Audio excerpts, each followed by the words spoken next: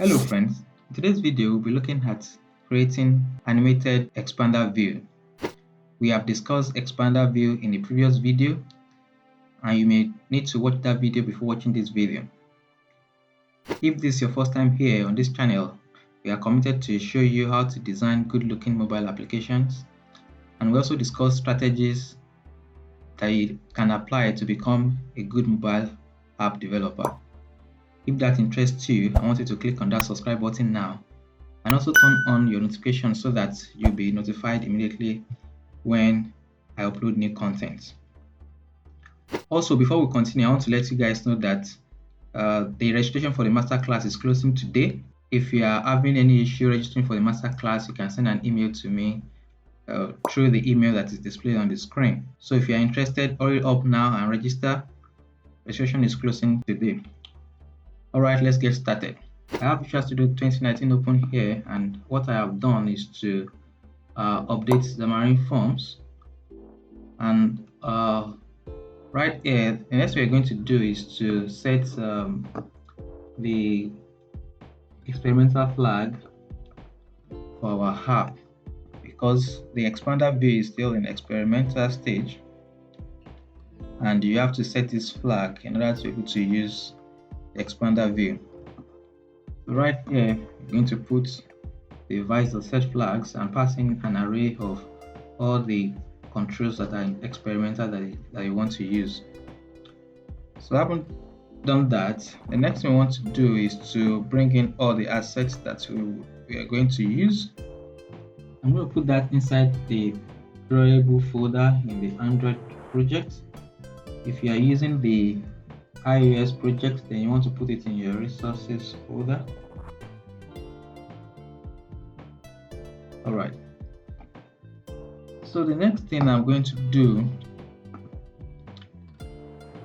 is to set up some things in our code behind. So right here, I'm going to create a class, and the class will be of type event. So this class is what's going to hold our event object. And also, what I want to do is to create a property called my events, which we are going to use to bind the data to the view. This is going to be an observable collection of events. So I'm going to do Ctrl dot to resolve this namespace. Then lastly, before I leave this place, I want to create a method that's going to simulate the data that we're going to use. So right here, I'm going to bring this method here called get method, and in the constructor we're going to set the my event property to get the data from this get events method. And lastly, you have to set the binding context of this page to itself so that the data will be passed to the view. Alright, so with this, by the time we are designing our page, we should be able to see some content in the page. Alright, so let's go ahead and start to design our view.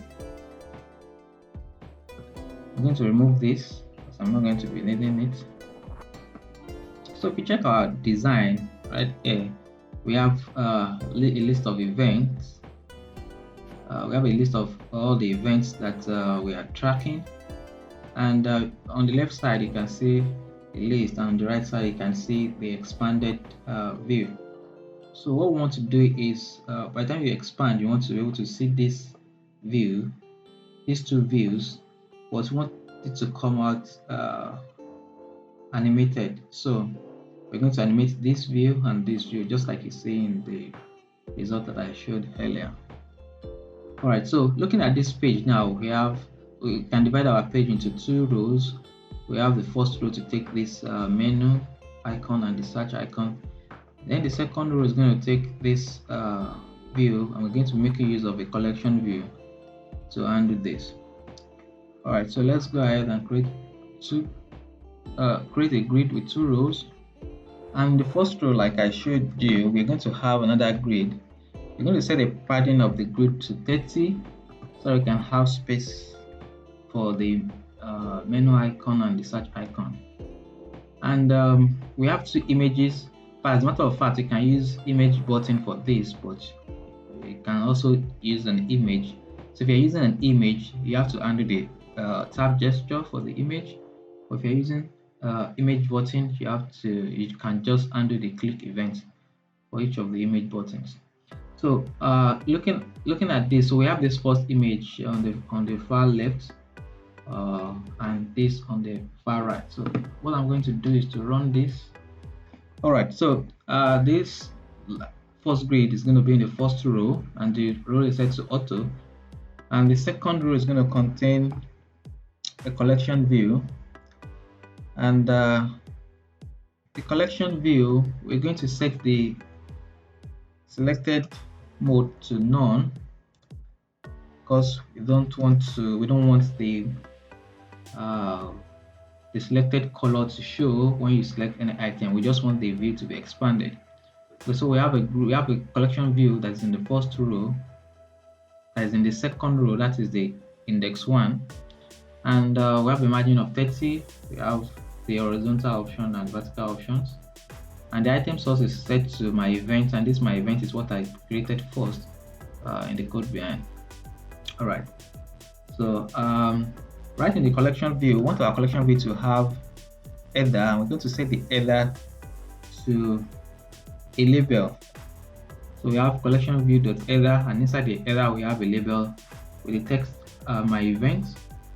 The text color is black, and these other attributes are set. So if I save this now, you see our views updated. So you can see that we have my event, and it's showing that we have 5 items that is already that are already binding to this view, and it's just showing in this form because we've not yet created the data template for our collection view. So the next we're going to do is to set the layout of the collection view. At this stage, you want to set if it's going to be a linear item or it's going to be in grid form. So we're going to make use of a linear form, just like we have in our design. So I'm going to save this. As you can see, we have a linear design, and we have spacing of 20 between each item already. All right, so let's go ahead and set the data template for our collection view.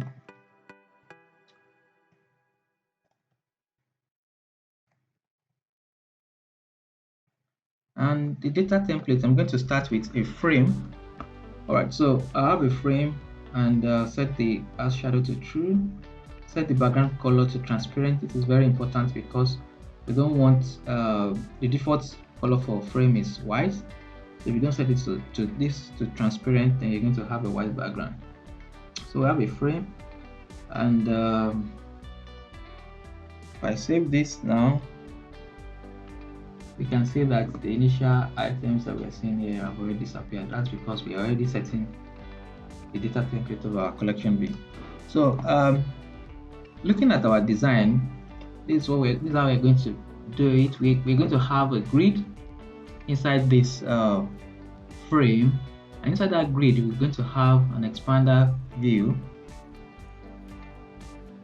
So the expander view is going to have header, and this is what's going to define the header of the expander, and these two views are going to be the contents of the expander. So when you click on this is going to expand.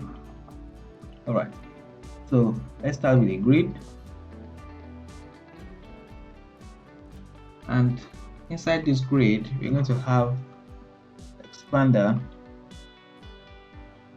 So we're going to give it a name because we're probably going to make reference to it in the code, so that when you tap on the expander, that's when we want to undo the animation.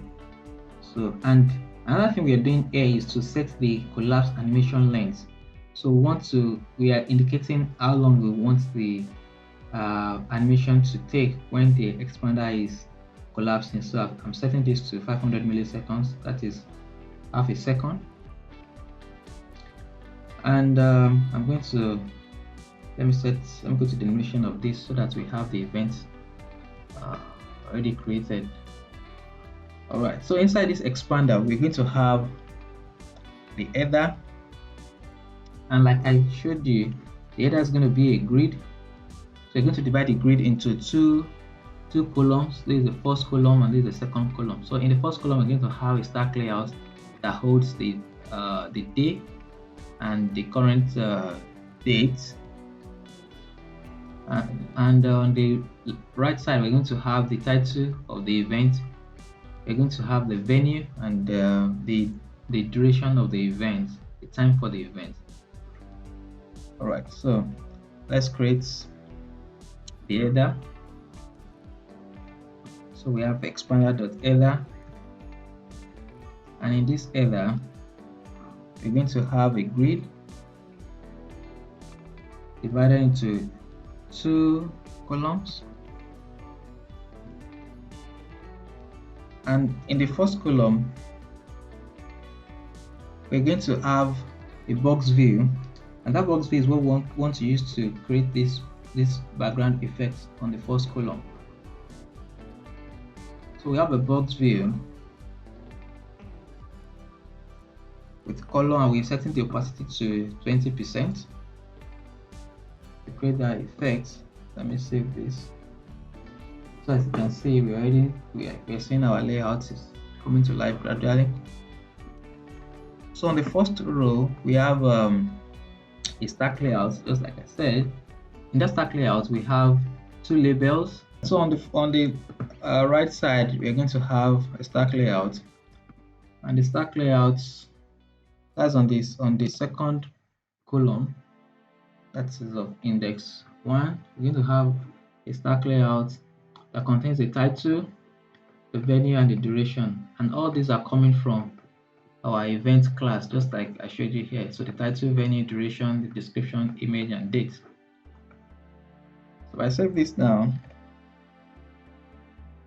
you can see that we have our view right here. But if I click on this, you can see that nothing is coming out. I'm not seeing anything. It's not being expanded. So we have to design the content of the expander. So this is our view. This is our content. We have a grid divided into two rows, and the first row contains a grid. We give it that has a name, image view, and inside this grid we have an image that is binding to the image that is coming from my events object. That's the object observable collection. It's coming from the observable collection of events, and we also have on the second row, we also have the details view, and inside this grid we have a stack layout. And inside the stack layout we have the details text. We also have another view that is another label that is binding to the description of the event. Right. If I save this now, you can see that this is expanding, but we're not seeing our view because I'm setting the visibility property to false. It's visible to false. So let me remove this and remove this so that we can see. If I save this now and I'm expanding, so you can see that the expander is already expanding when you click on it. Alright, so the next we want to do now is to animate this view as it's expanding. That is the main focus of this video. Alright, so in order to do that, I have to close this. I have to stop this because I have to write some code, and hot reload does not fully support code changes for now. Alright, so the first thing I'm going to do is to create two methods. And the first one is the open animation, and this is the animation that we want to initiate when the expander is currently expanding. So I have a method here called open animation, and passing in a view and the length of the animation. So I'm setting this to default of 250 milliseconds. So if you want to control the speed, you can just pass in the value that you want by the time you're calling this method.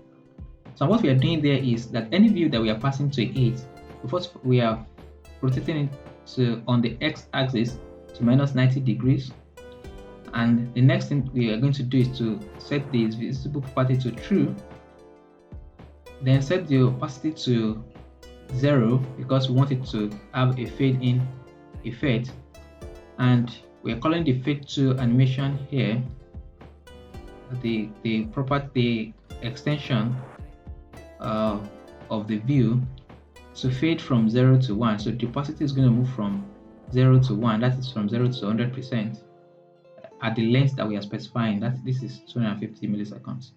And at the same time, we want to rotate this view on the x-axis to 0. So right here we are rotating it to -90.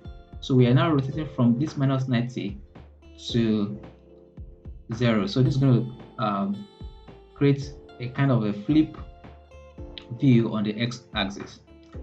Alright, so the next thing is the close animation, and the close animation is actually a reverse of the open animation. Let me just show you what we have. So the first thing we are doing is to fade back to 0, then we are rotating it back to -90. As you can see, this is -90 where we started from, and we are setting the view back to false. So before I forget, I want to undo some changes I did in the XAML. So I'm setting the visible property of these two views back to false. Alright, so now that we have this in this event, remember this tap event is coming from the expander itself. So this is a tapped event that we are handling, and what we want to do, the first thing we want to do is to get hold of the expander itself. So we're going to put this in an object called expander, and we are taking that from the sender because we know that the sender is of type expander. And the next thing we want to do is to find the image view. So we have and our image view is actually in the expander and is of type grid. So we are saying find any view that is of type. So we are saying find any view that is of type grid with the name of image view. So it's going to find this view and pass it into this object. And we're going to do the same thing for the details view. So we'll say find any view that is of type grid that has the name details view and pass it into this object. Alright, so what we want to do next is we want to check if the expander is currently expanded. So we know that if the expander is currently expanded, that is when we want our open animation to occur, and if not, close the animation. So we have if expander.is expanded, we are calling the open animation and we are passing the image view, and right immediately after that we are calling the open animation again and we are passing the details view. So remember, our open animation and close animation is taking a parameter of type view, and it's also taking the length of the animation. And the reason why we're not setting this is because we already have a default value set in our method. So this will just take the default value and use it for the animation. Alright, so I'm going to declare this with async so that this will remove the error lines that we are seeing. Alright, so having this now, let's run this and see what we have. Alright, so we have our design, we have our page loaded. So if we click on this, as you can see, we have this animation. Click on the next one, you can see how it's flipping in. So that is how you animate your view in using the expander control. Alright guys, so before I go, if you're yet to register for the masterclass. Remember, the masterclass is closing today, and we're going to see more of this in the masterclass. I have a video that is dedicated to the things that we are going to design in the masterclass, so you can check that out. If you have any question, you can reach out to me directly by sending me an email. My email address is on the screen.